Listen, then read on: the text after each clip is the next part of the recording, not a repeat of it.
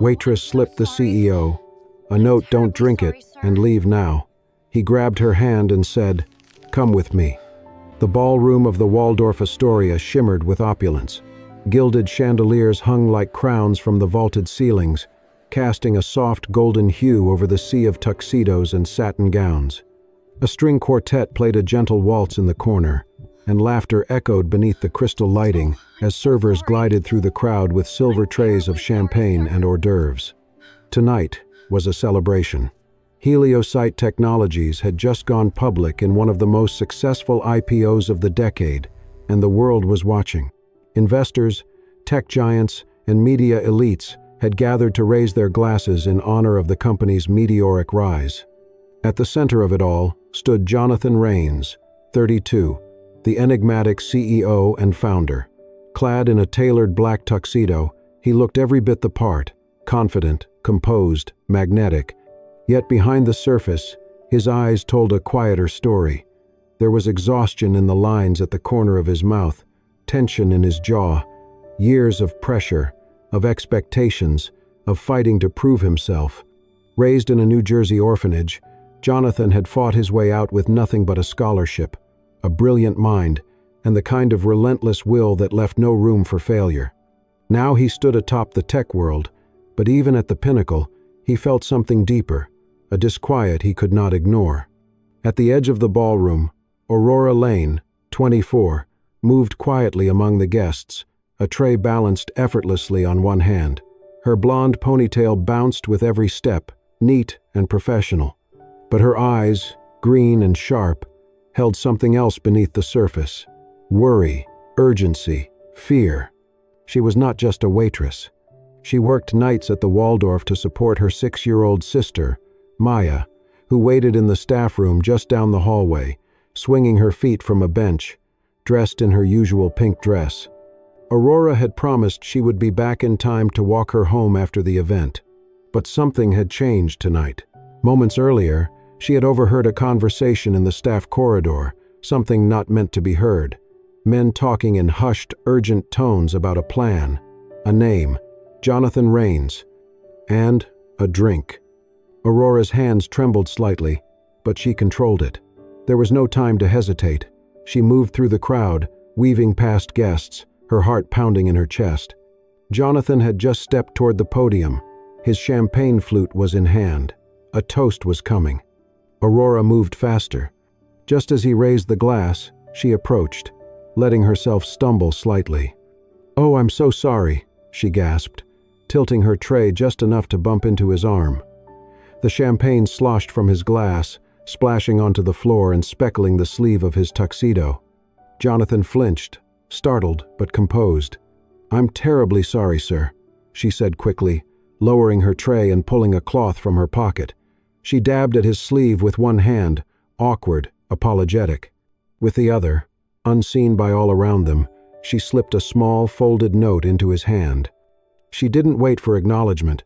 She backed away, still apologizing, disappearing into the crowd before he could speak. Jonathan stared after her for a moment, then looked down at the note in his hand. His fingers unfolded it slowly, the paper warm from her touch. 4 words stared back at him in hurried handwriting. "Do not drink. Leave now. They know you found out the truth." The words hit harder than the champagne. His breath caught. He looked up, at the room, at the faces that had just been laughing and smiling and congratulating him. But now, something shifted in his perception. The glances felt longer, the smiles sharper, the air thicker. People were watching him, but not in admiration. It felt colder, calculated. The ballroom was no longer a place of celebration. It was a stage. And suddenly, Jonathan was the only one who did not know his part in the performance. His fingers closed over the note. His expression remained calm, unreadable. But inside, something had already begun to move.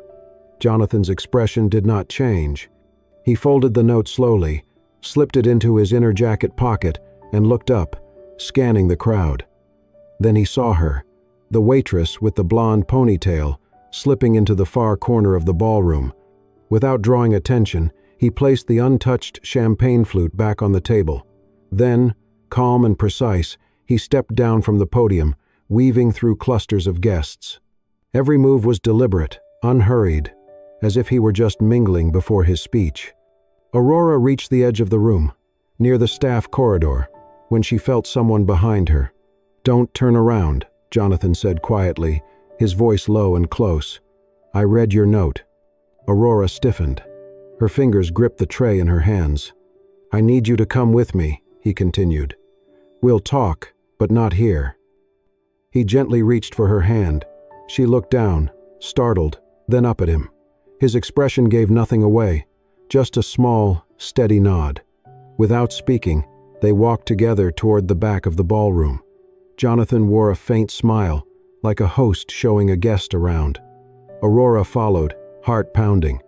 A man in a charcoal suit, one of the board members, stepped into their path, smiling slightly. "Jonathan," he said smoothly. "Sneaking away already?" Jonathan kept his grip on Aurora's hand. "I'll be right back," he replied with a smile. "Just giving my guest here a quick tour." The man glanced at Aurora, raising an eyebrow. "A tour?" Without hesitation, Jonathan stepped closer to Aurora and slipped his arm around her waist. He leaned in as if whispering something flirty. "Too many eyes," he said under his breath. "Not enough air." The man hesitated, then chuckled. "Fair enough. Just don't miss your big toast." Jonathan winked. "Wouldn't dream of it." Aurora offered a faint smile and a tilt of the head, selling the illusion. It worked. No one followed. They slipped through the side doors into a dim hallway leading to the staff area. Music and voices faded behind them. Jonathan's grip tightened slightly. "Where's the service elevator?" Aurora pointed silently. They moved quickly, her steps light, his stride long and steady. Inside the elevator, the doors slid shut with a soft chime. For the first time, they were alone. Aurora leaned against the wall, breathing hard. Jonathan pressed the button for the basement. Silence hung heavy. As the elevator descended, Jonathan turned to her. "Talk," he said. Aurora nodded. Her voice trembled but was urgent. "I overheard two men talking in the VIP lounge behind the ballroom. One of them, I think, is on your board. They mentioned you found something you weren't supposed to. One of them said, 'It ends tonight.'" Jonathan's jaw clenched.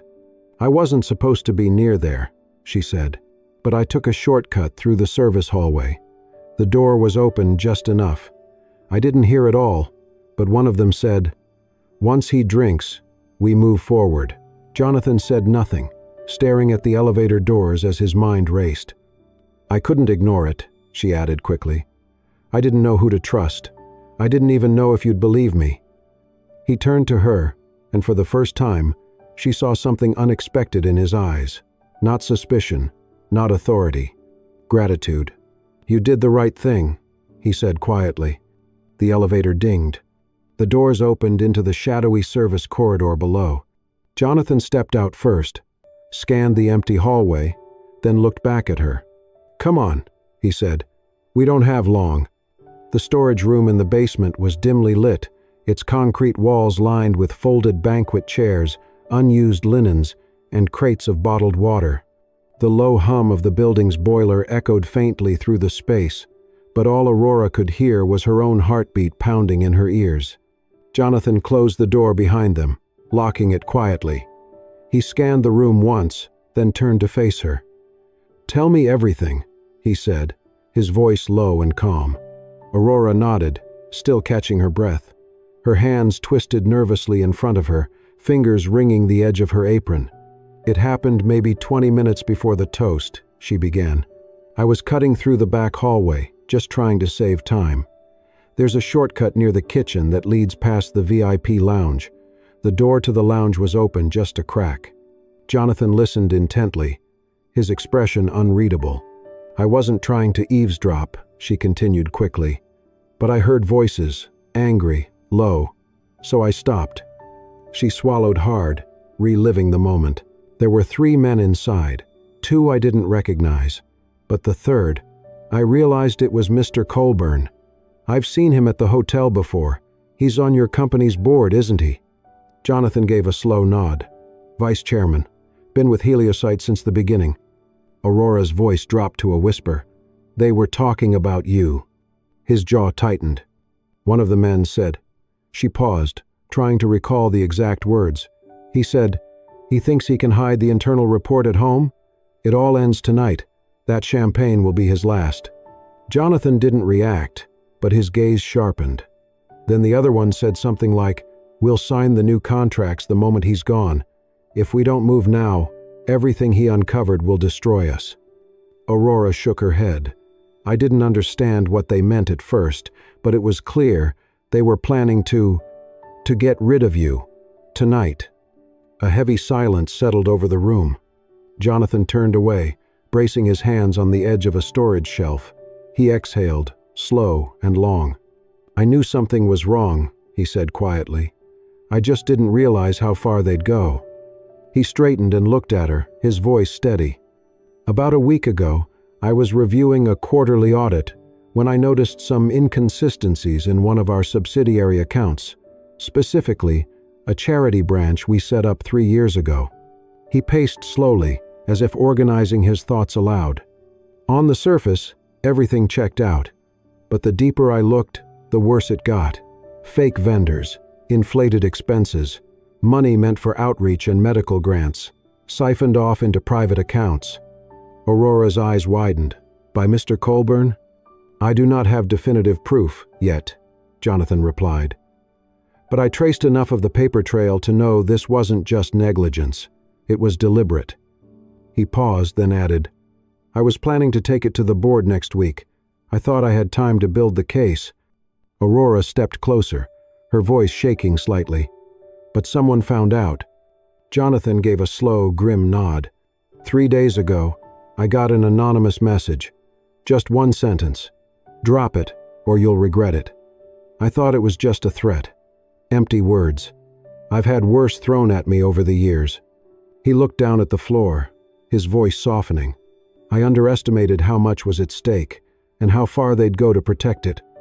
Aurora's hands were still trembling. "If I hadn't overheard them—" "You did," Jonathan interrupted gently. "You acted. You warned me. That alone might have saved my life tonight." Their eyes met.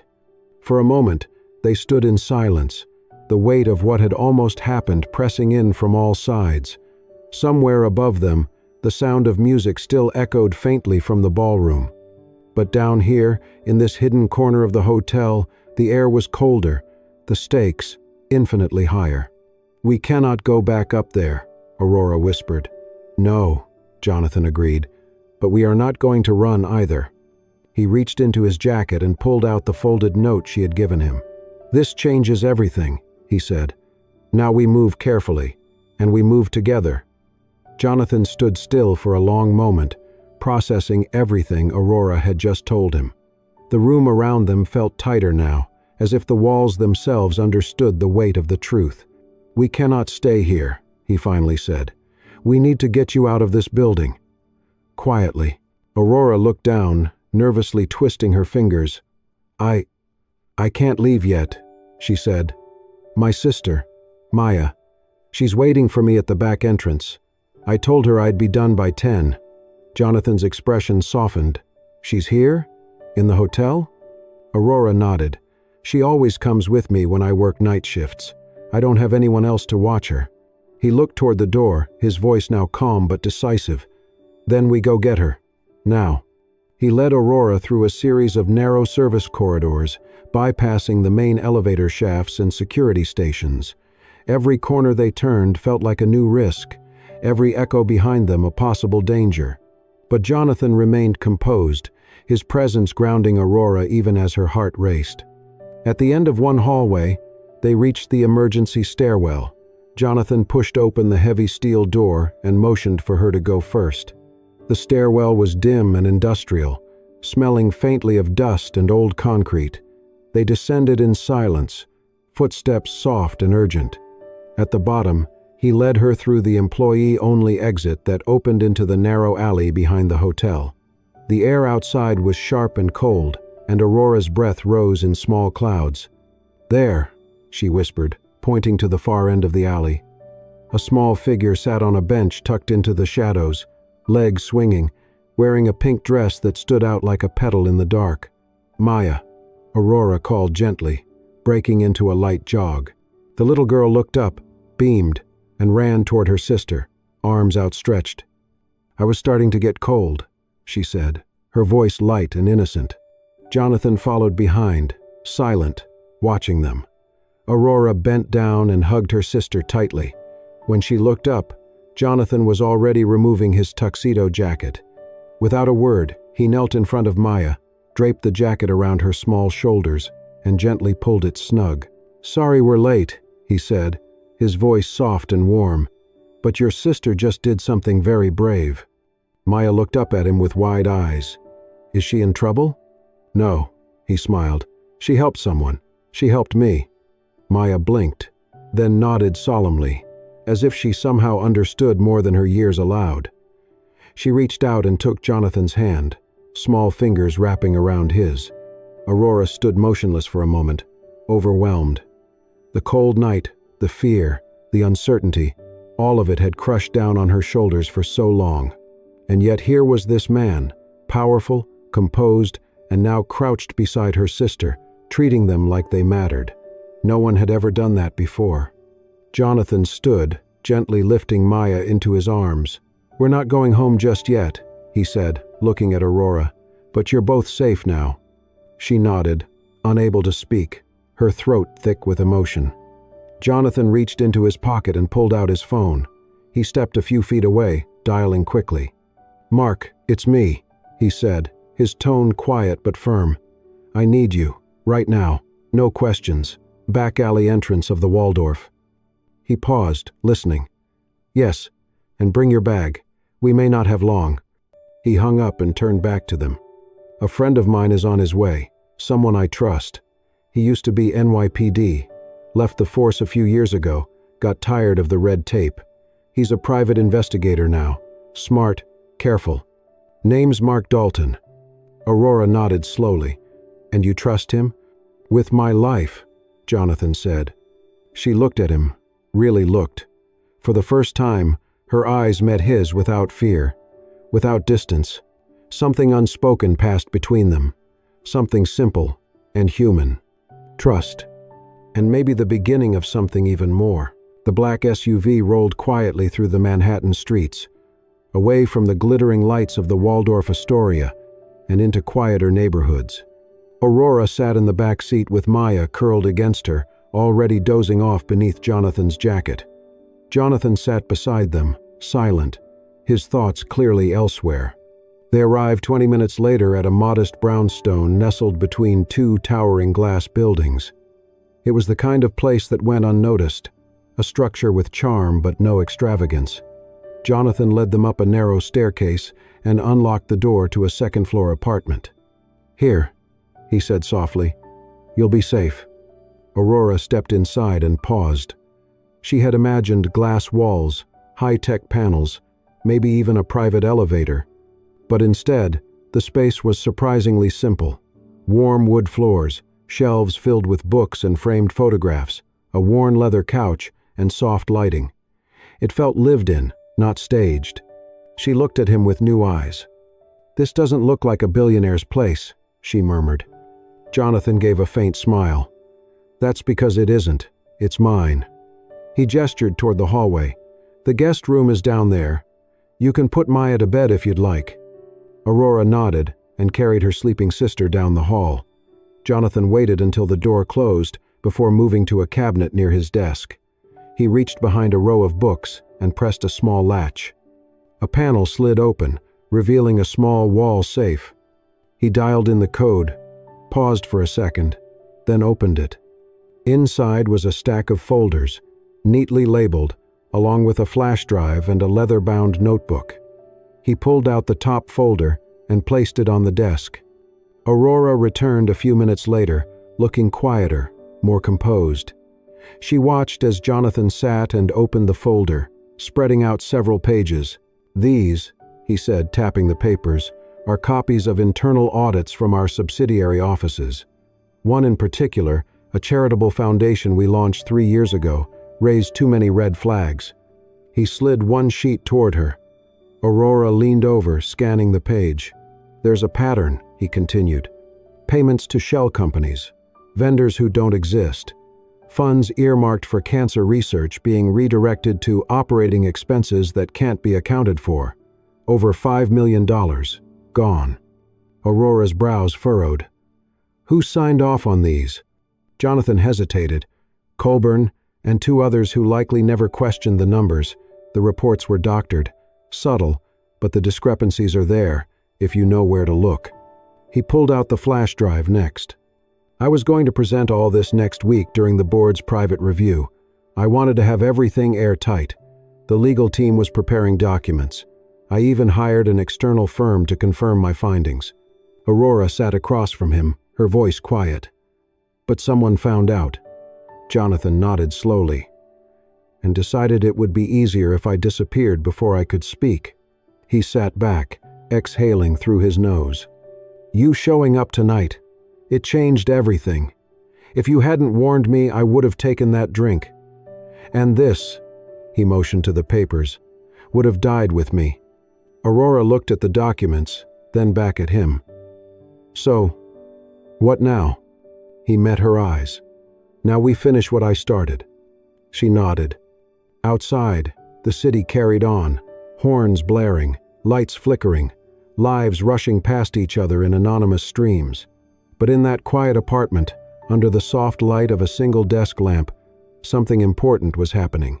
Two strangers were becoming allies, not by chance, by choice. 2 days later, the boardroom on the top floor of Heliosite Technologies was filled with attention disguised as confidence. The emergency meeting had been called by Vice Chairman Colburn, an urgent review of transitional leadership in light of Jonathan's unexplained absence. Around the long glass table, familiar faces gathered: directors, legal advisors, department heads, polished shoes, tailored suits, calm expressions masking quiet unrest. Everyone wondered the same thing. Had Jonathan Raines really disappeared, or was he planning something? Colburn called the meeting to order, tapping his fingers on the glossy surface. "Mr. Raines has taken an indefinite leave. We need to move forward. Interim leadership, pending contracts. Let's begin." At the far end of the room, a young woman entered in a catering uniform, carrying a tray of coffee. "Coffee, gentlemen?" she asked politely, her voice soft. No one gave her more than a glance. Aurora, hidden beneath the uniform, moved with practiced grace, setting cups at each seat. Her blonde hair was tucked into a black cap, her eyes cast downward, but she heard everything. Beneath her tray was a small transmitter, and inside the air vent across the room, Mark Dalton's hidden recorder picked up every word. 2 blocks away, inside a nondescript surveillance van, Mark sat with headphones on, monitoring the feed. Next to him, Jonathan leaned forward, eyes locked on the screen. Then it happened. Harlan Dent, a legal advisor in his 50s, shifted in his seat and muttered under his breath, unaware his mic picked it up. Even if he has the originals, it's too late. He's probably on a jet or buried somewhere. Someone let out a low chuckle. Another board member added, "If he's smart, he'll stay gone. We've already locked in the votes." Colburn didn't respond, but the hint of a smirk curled on his face. In the van, Mark pressed a small button on the transmitter, a silent signal. Inside the boardroom, Aurora took a slow step back. Then the doors opened. Heads turned. Jonathan Raines stepped inside, calm, composed, and unmistakably alive. The room froze. The air turned to ice. Colburn stood halfway from his chair, pale. "Jonathan, we weren't expecting." "I'm sure you weren't," Jonathan said coolly, striding to the head of the table. He wore a charcoal gray suit, no tie, sleeves casually rolled. He looked every bit the man who had built the company with his own hands. He paused at the end of the table, scanning the room. "Please," he said, "don't get up on my account." No one moved. "I heard concerns about my absence," he said. "Understandable. I needed time to think, to collect a few facts." He set his briefcase on the table, opened it, and slid a thick folder across the glass. "You know," he said, eyes locking with Colburn. It's bold, deciding the future of a company based on the assumption that its founder is either dead or too afraid to return. Colburn tried to speak, but Jonathan raised a hand. No explanations. I've already heard enough. He addressed the full board now, voice calm but firm. This folder contains financial records, email threads, shell account details, and names. Copies have already been sent to federal investigators and our legal counsel, and if needed, the press. A ripple of alarm moved through the room. Jonathan leaned forward, both hands on the table. And in case anyone still thinks this is a bluff, I've sent encrypted copies to 3 independent legal firms. If anything happens to me, this information goes public. He straightened slowly and turned to Colburn. I wanted to believe this company could fix itself from within. I gave people chances. I believed in discretion. He paused, then delivered the final blow, voice low but crystal clear. But the truth didn't die. I didn't die, and neither did the evidence. Silence. The room, once so certain, was now undone, and the balance of power had just shifted. 3 days later, the press conference at Heliosite headquarters drew a full crowd. Cameras lined the back wall, lights blazed from every angle, and the air buzzed with anticipation. Reporters, shareholders, and staff filled the room, some anxious, some hopeful, all waiting for answers. Jonathan Raines stood at the front, composed in a navy blue suit, no tie. To his left, company counsel. To his right, a screen displaying the Heliosite logo and one bold word beneath it, transparency. He approached the podium and scanned the crowd. "Thank you for being here," he began. "I speak today not just as CEO, but as someone who came close to losing everything because I refused to look the other way." He let the silence settle before continuing. "In recent weeks, I discovered serious misconduct within one of our charitable arms. A foundation meant to fund medical outreach had instead been used to divert millions into private accounts, signed off by members of our own board." A low murmur rippled through the crowd. "Using documentation and the support of outside investigators, I've turned over all evidence to federal authorities. Arrests have been made. Heliosite is cooperating fully." Phones buzzed and reporters began typing, but Jonathan kept his gaze steady. This moment isn't only about corruption, it's about courage, about choosing truth when silence feels safer. He paused, then gestured to the edge of the stage. None of this would have been possible without one person, someone who saw something wrong and chose to act. All heads turned as Aurora Lane walked onto the stage. She wore a simple navy dress. Her blonde hair fell in soft waves, her posture composed. Though nervous, she held her chin high. The event host took the mic and smiled. "This is Aurora Lane, a part-time waitress who refused to stay silent. In doing so, she saved not only the life of our CEO, but the future of this company." The room erupted in applause. Aurora hesitated. Then Jonathan held out his hand. She took it. As they stood together, the applause grew louder. There was no hierarchy between them now, just mutual respect. Then Jonathan stepped forward again. From the front row, he reached down and gently lifted a small figure onto the stage. Maya, in her familiar pink dress, clutching a tiny stuffed bear. The room went quiet. Maya blinked under the lights, looking up at Jonathan with wide eyes. He knelt beside her and lowered the mic. "If we want to raise children who are brave, honest, and kind," he said, "we have to show them what that looks like." He looked toward Aurora, then back at the crowd. Sometimes it only takes one voice, one person who says, "This is wrong," when no one else will. He rose to his feet and placed Maya's hand gently in Aurora's. The 3 of them stood side by side, an unlikely trio, united by truth. And in that moment, the applause returned, not out of politeness, but from something real. It was thunderous, rising to fill every corner of the hall.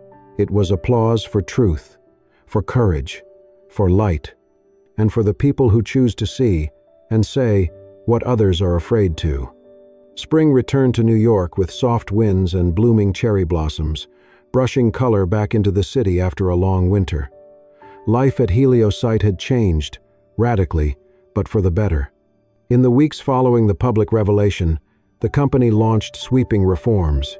The toxic leadership was gone. Trust, once broken, was slowly being rebuilt. And at the center of it all, Jonathan Rains remained, still CEO, but now a different kind of leader. He no longer led from behind glass walls. He walked the halls. He listened.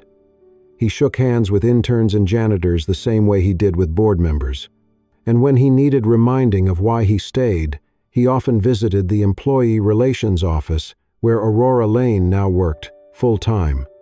Aurora had been offered high-profile roles, but she chose the one where she could make the greatest difference, helping entry-level staff, interns, and part-timers, and people just like she had once been, feel seen and heard.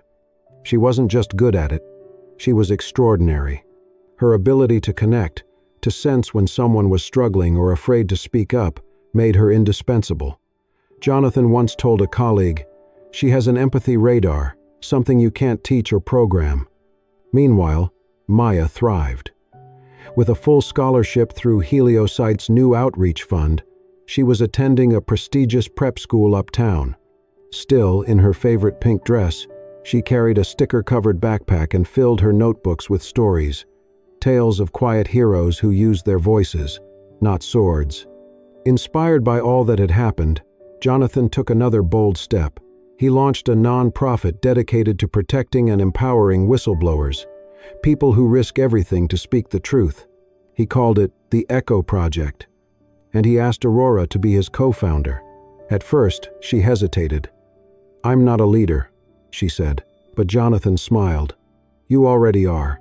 He stayed on the board as senior advisor, while Aurora helped shape the mission. Together, they built a network, supporting whistleblowers through legal help, education, and most importantly, a place to be heard. Aurora also found a new voice, through writing.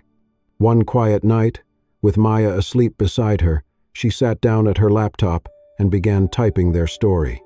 From the spilled champagne to the whispered warning, from fear to truth. She titled the post, "The Note That Changed Everything." It went viral within days. People from around the world shared their own stories in the comments. Stories of courage, regret, and hope. Stories from those who had spoken up and those who wished they had. Aurora hadn't expected it, but Jonathan wasn't surprised. "Truth," he told her, "has a way of echoing." One golden afternoon, as spring leaned into summer, the three of them sat on a park bench beneath the wide shade of a maple tree. Maya sat between them, licking strawberry ice cream, her legs swinging in rhythm with a quiet breeze. Aurora wore a light blue dress. Her blonde hair hung loose, catching the light like strands of gold. Jonathan leaned back, hands folded behind his head, watching the world go by. There was no rush, just stillness. Then Maya looked up and asked, "Do you think everyone will be brave someday?" Jonathan turned to her, then glanced at Aurora. The corners of his mouth lifted. "I think one brave voice," he said, "can help a lot of others find their own." And as the sun dipped low, casting amber light across the grass, his voice echoed softly, closing the chapter with words now etched into hearts everywhere. "They told me to stay silent, but a girl with blonde hair, with nothing but a small piece of paper, reminded me that truth deserves a voice. Thank you for watching this soul-stirring story. If this story moved you, if it reminded you that courage doesn't always roar, sometimes it whispers through a folded note, a quiet warning, or a hand held in the dark, then don't forget to show your support. Tap the hype button to help us keep sharing powerful, heartfelt stories like this one. Subscribe to Soul-Stirring Stories and turn on notifications so you never miss the next tale that just might heal, inspire, or change your heart. From all of us here, thank you for believing in the power of truth, kindness, and the human spirit. Until next time, stay kind, stay brave.